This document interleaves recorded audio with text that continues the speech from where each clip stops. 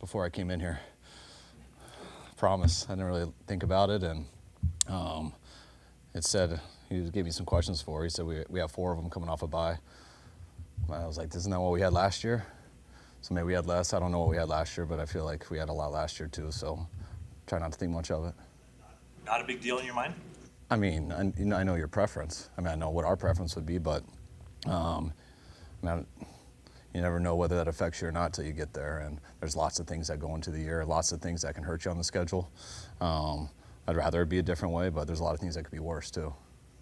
We're not always used to seeing Nick Bosa here at this time of year. What, any particular reason that he's here, and how happy are you to have him around? I love Nick being around. Love him getting a chance to do football with the guys and stuff. I think Nick's first year here, after the Super Bowl, his first offseason, we had COVID.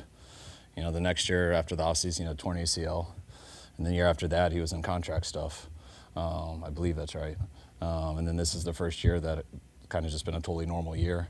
And I think the one year that it was like that, he came to a few OTAs, didn't come to all of them, but he didn't just come at mini camp. So I'm glad he's here the first week, and hopefully he'll continue.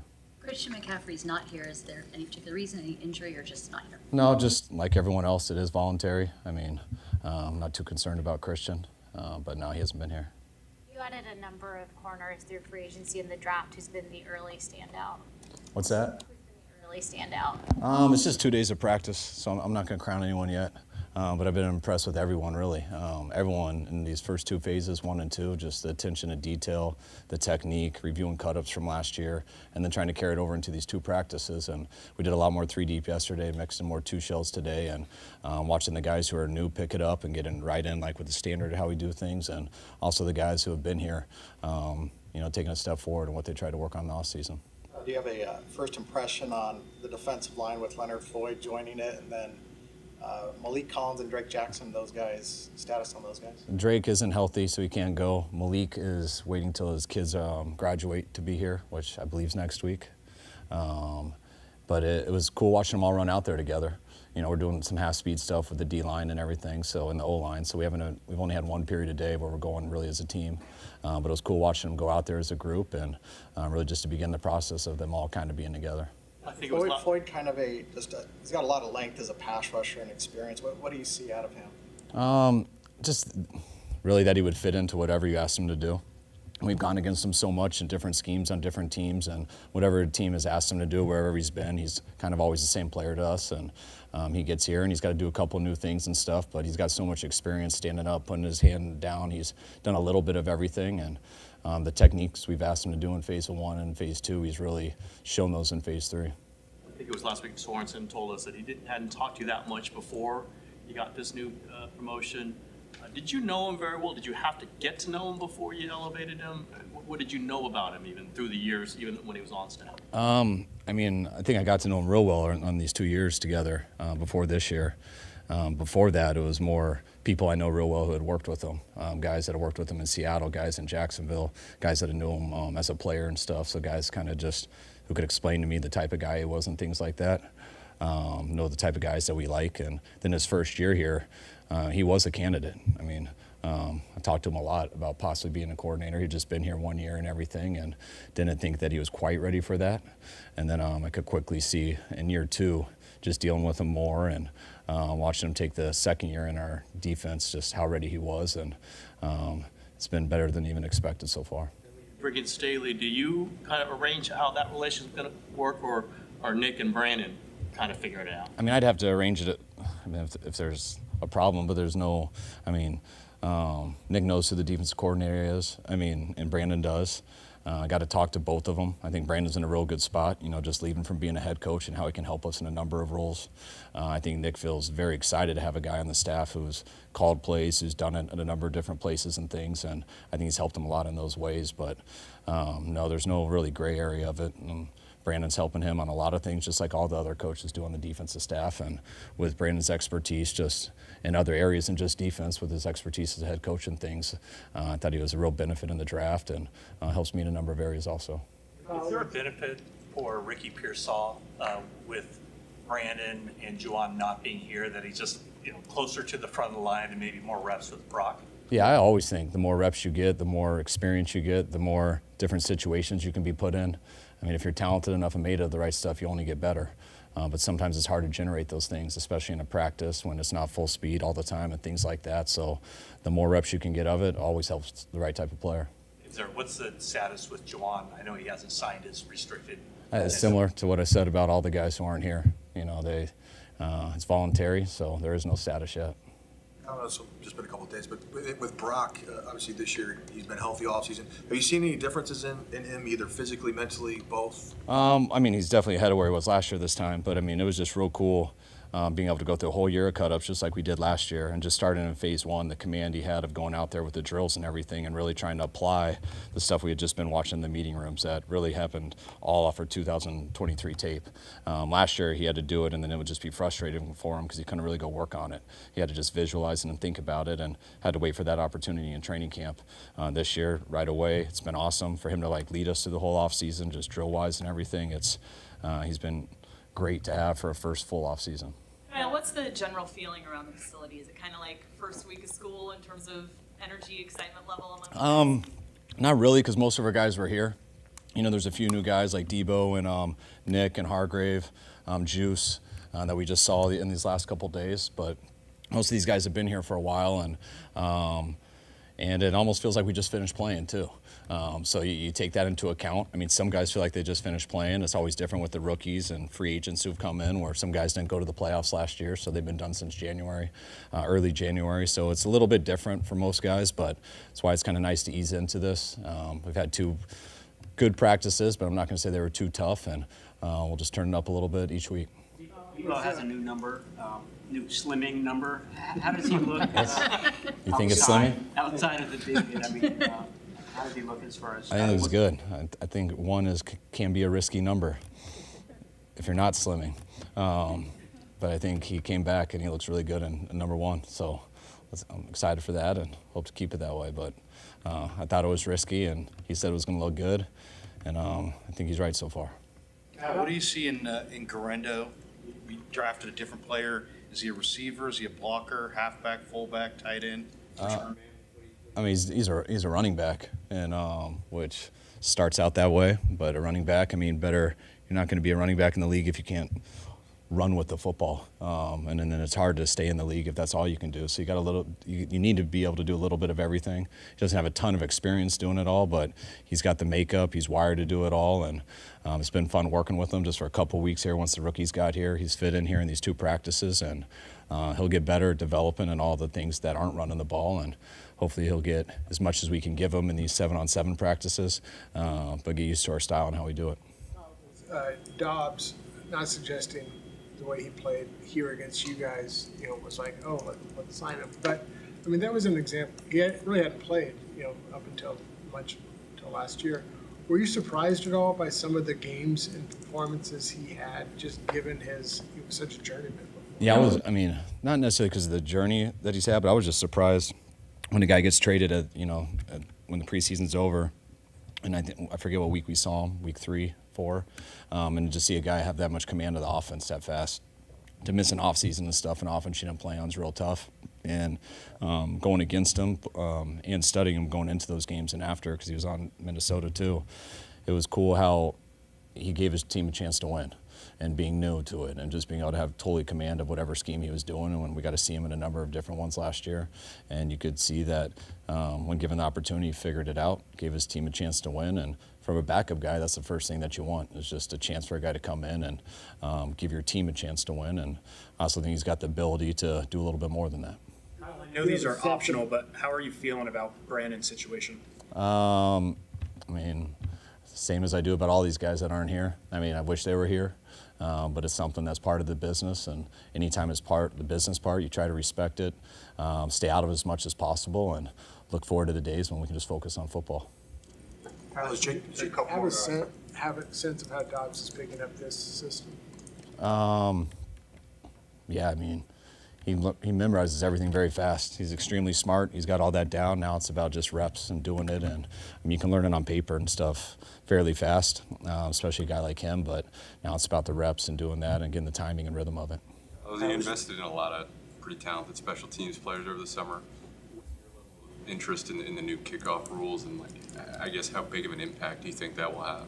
I mean, I got a lot of interest because it's all new to all of us, and the more you look into it, the more we practice it and stuff, and try to simulate the techniques and everything. You realize how different it is, not just from a technique standpoint, but the space and time, and how you stagger the guys, and all the different strategies of it. And there's going to be a lot of scheme that pops up throughout the year that it'll be experiment, because the scheme's about adjusting to what you see and trying to come up with new things, and it's all going to be new for everybody. And do you coach the kicks like you used to with hang time? Do you want to squib them? There's so many things that we can all talk about and discuss, but you're not going to really know till you try it and stack it up versus teams. And I promise 3 preseason games won't be enough, so it'll be exciting for everybody, but it's something I think everyone's going to be equally interested in, and we'll see how it goes. You mentioned some guys not being here, being business related. Is McCaffrey in that group? I'm not sure if that is the case on any of those guys. I'm not throwing them all in who's here for that reason, who's not, but it is all voluntary, so we'll see when it becomes mandatory. Is Brendel dealing with something? Yeah, he has some, I know Branch will question me with some knee arthritis, so we don't expect to see him in OTAs. He could tough through it, but we're going to be smart with him on it. Yeah. Saw Staley and minicamp take your role in the throwing the ball in the defensive skeleton. You took it back. How did that happen? And I know you love doing that. What was it like to see him doing it? He wanted to show me that he could do it better, and we had a big debate on it. And no, I'm just joking. I can't do it all the time. My arm hurt that day also, I think. And sometimes I don't like the plays that they're giving the defense, and then they showed me my stats one day, and they were terrible.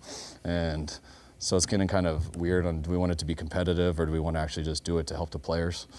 And we should do it to help the players, so we're going back and forth on that. But yeah, he'll do it sometimes. Not all the time, though. Is there somebody actually tracking your stats on those? They did that, yeah, last week, and they surprised me with them.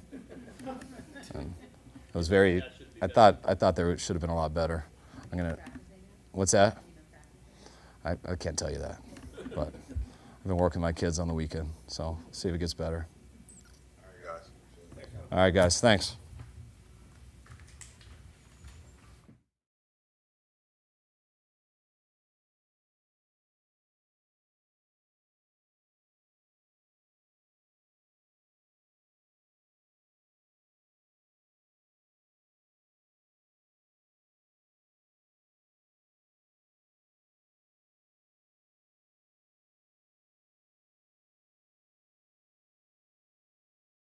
How y'all doing?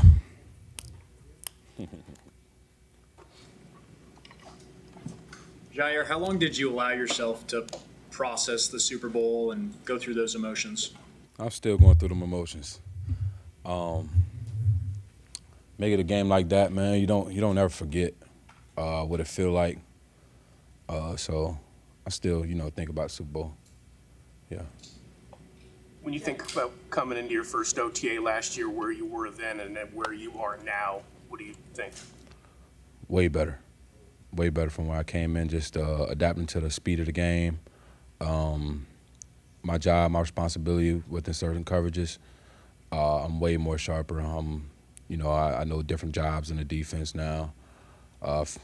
Pretty much way better than I was covered in. It was horrible when I came in. Are there some other just noticeable changes, I guess? You have a new coordinator. There's a lot of new personnel on the defensive side, too. So yeah. Is it starting from scratch, or how is it? Nick been around. He's been around. Real good guy, real great guy. We always talked last year. I always pulled him to the side, asked him questions. So when he got the job, it was pretty much, it was cool. It was easy for me, to adjust, because I've been having conversations with Nick. I know his vision. I know the way he sees football. He's going to be great for us.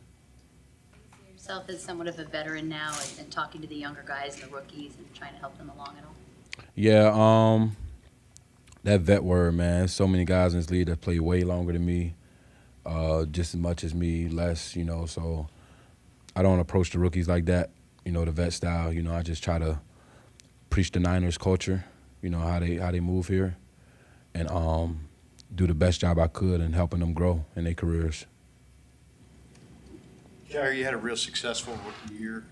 If you could give advice to Malik Mustafa on this upcoming year, what would you advise? I just was actually talking to him earlier today, man. I told him just take his time. Don't try to rush it. It's a process. You're not going to just step on the field and know it all. I didn't do it. I don't think nobody ever has stepped on the field their rookie year and just knew it all. So take your time with it, enjoy it, enjoy the little moments, and eventually it'll come. Jerry, you mentioned that you're still kind of getting over the Super Bowl, like the mental aspect of it. Just from a physical toll of playing that long of a season, what was that like for you, and what's it been like trying to get your body back to where you're ready to do this right now? Oh man, that was the longest I ever played football in my life, man. Coming right out of college into the draft training, Senior Bowls, all that training, then combine and rookie mini camp. Longest year of my life. Took my body a while, to get back. Still getting my body back.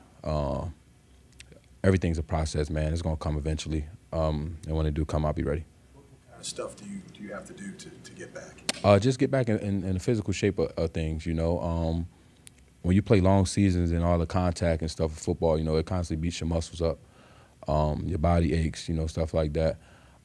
So when you take that time off, that little bit of time off you take, probably a week or two, different stuff for different guys, the body goes back into a little hibernation mode, so you got to get it back ramped up and get ready for the year. Jair, with this being your first off season, did you have like push notifications on for all the signings and things like that? And were you researching the new players coming in? No, sir. No, sir. I'm worried about, I researched, not researched, I watched the draft when we draft. I really didn't pay attention to anybody else. Just to say what's up to the guys when they got drafted, try to get them to feel comfortable coming in here. But no, I didn't pay attention to nobody else. Nah. How would you describe Nick Sorensen's leadership style as a coordinator? Great leader. Great leader. Knows the game in and out. Knows the game in and out. And, real good players coach. Can relate to the players. Has been a player before. Knows what it feels like. Been in our shoes. So very relatable. Great leader. He's gonna be great for us. You got anything else? All right, good. Thank you.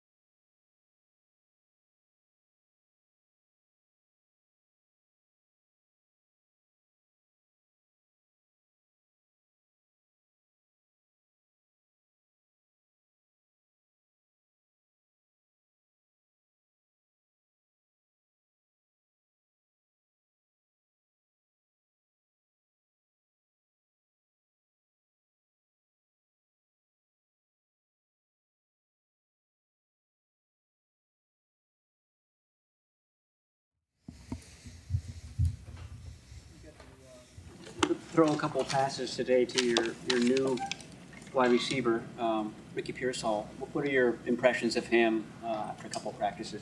Yeah, he's done a good job coming in, obviously learning the playbook, you know, coming to work every day. And so, you know, as a quarterback and really the whole team, you know, we always like young guys that can come in and they're willing to do, you know, the dirty work to learn and start from the ground up, and he's done that. He's done everything right. And so getting out in the field, being able to throw him the ball and obviously seeing his hands, the way he moves, all of it, it's been good. So really excited to have him. Are you no longer one of the young guys? Yeah, man, I'm a vet. Nah, I don't know, man. I'm still just trying to get better every day, and I still understand that there's such a long road ahead of me in terms of getting better and what I need to do to get better. So that's where I'm at. But it's crazy. You got guys that are younger than me now on the team, and it's just new. It's different. I was just saying how cool it is this year that you guys can go through the cut-ups and then you can work through something and you can actually go out on the field and do it this year. Have there been moments this year where it just feels, I mean, obviously I'm sure it's different, but does it feel different in terms of how advanced you are or further along you are at this point in the offseason than you have been in the past? Yeah, I just think with the playbook and, you know, the play calls and all that kind of stuff, it feels a little bit more smoother. You know, it registers in my mind a lot quicker. So when I go out there, like I know what we're doing, and then, you know, now it's where can I get the ball to the right guy faster, and so sort of just processing those kinds of things helps. You know, at quarterback, you can, you know, obviously continue to work on your arm strength and all that kind of stuff, but I think just the way you process, the way you go through reads, you can't get enough reps, and so that's where I'm at. Obviously, watching the game tape, coming into practice, and now running those plays. Right now during OTAs for me is huge, you know, so getting better with different concepts and getting more comfortable and familiar more and more with the verbiage, so it's been good. Brock, is the offense constantly evolving, or is what you're doing now just basically refresher stuff from last year, from previous seasons? I mean, honestly, I would say it's evolving a little bit. Just there's certain plays and concepts that, you know, we'd sort of run, you know, throughout the year, and that we get to when we're scheming teams. And then, you know, in the off season, it's like, all right, you know, we have these base plays and stuff, and really we don't run these a whole lot, but the plays that we do run, you know, we're starting to install those early on and run them. And so I think it's evolving a little bit. But at the same time, like, you know, we're still running some really good plays that, you know, Kyle's had in forever in this offense and that have continued to show success year after year. So we always have to hone into those kinds of concepts early on in the offseason. But I would say we've got guys that have played. We understand, you know, how to run this system pretty well, and we're able to do things, I think, a little bit quicker than years past. So in the walkthrough portion towards the end of practice, Nick Bosa came flying into the backfield. We were able to step up and flew by him. Just the prospect, or what's it like having him on the field this time of year and when he's usually not here during OTAs? I mean, it's sweet, man. You could tell it means something to him, you know, and to show up phase 3, practicing on the field, like, it's pretty special, you know. So for all of us to see that, it's like, all right, if Bosa's taking it serious, then we all should. But regardless, like, being out in the field, giving, you know, our guys looks, the offensive line looks, for myself, pocket movement, all that kind of stuff, man, it's huge. And like I said, you can't get enough reps of it. But for him to be back in the building around the guys, man, it means a lot. And so it makes all of us excited to start rolling for the season. Saw you throwing out the first pitch to the Giants game. Saw you on the stage with throwing beers at George Kittle. That whole celebrity part of it, I mean, you probably can't walk very many places now where people don't know who you are, and that's got to be something that's different for you in the last couple of years. How have you adjusted to that part? Yeah, I mean, it's a little different, obviously, but, you know, at the end of the day, you know, I've said this a million times, but I just try to keep it simple in terms of who I am as a person, as a human. You know, there's people that come up and want pictures and stuff, and it's like, dude, you know, I was that kid growing up, and I always wanted whoever I was looking up to or whatever to give time and just be a human and talk and take a picture, sign some stuff. So I always remember that, and you know, throughout all this, the off-season stuff and doing different things, try to give back to people as best as I can and not be on a pedestal or anything like that. So that's how I look at it. But we've been able to enjoy some different events and stuff. Having an off season, not just rehabbing 24/7. So it's been good to hang out with the guys outside of football and have a little off season. So it's been good. How important is that for your mental state to have that time and get to just have some fun and not be all about rehab?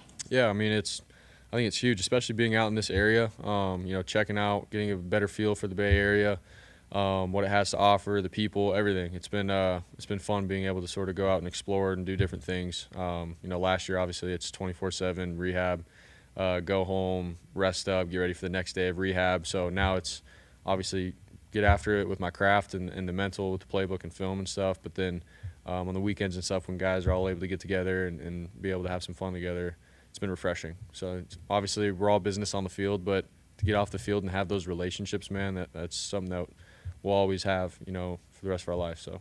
Brock, what's the overall feeling like this time of year? Like, how much are you feeling the energy and excitement leading up to the season starting to build, or does that kind of happen more later when all the guys are here?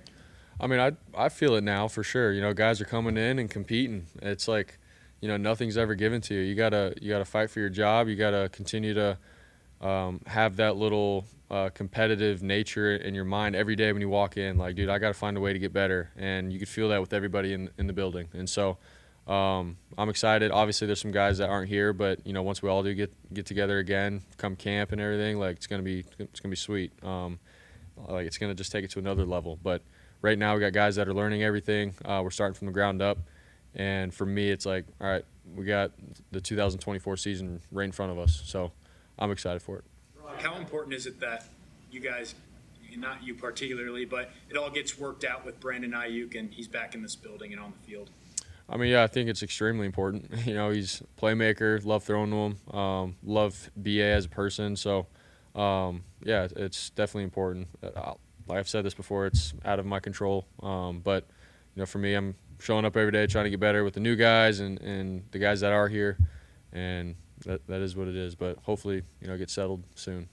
Again with Halliburton and all last few days? Nah, I've been letting it. Yeah, I'm leaving him alone, dude. He's balling. So letting him do his thing and definitely supporting him. And I got his back. So I'm really happy for him, man. Hope he goes all the way. We've been a drumbeat for a while about potentially going to 18 games in the regular season schedule. What's your take on that?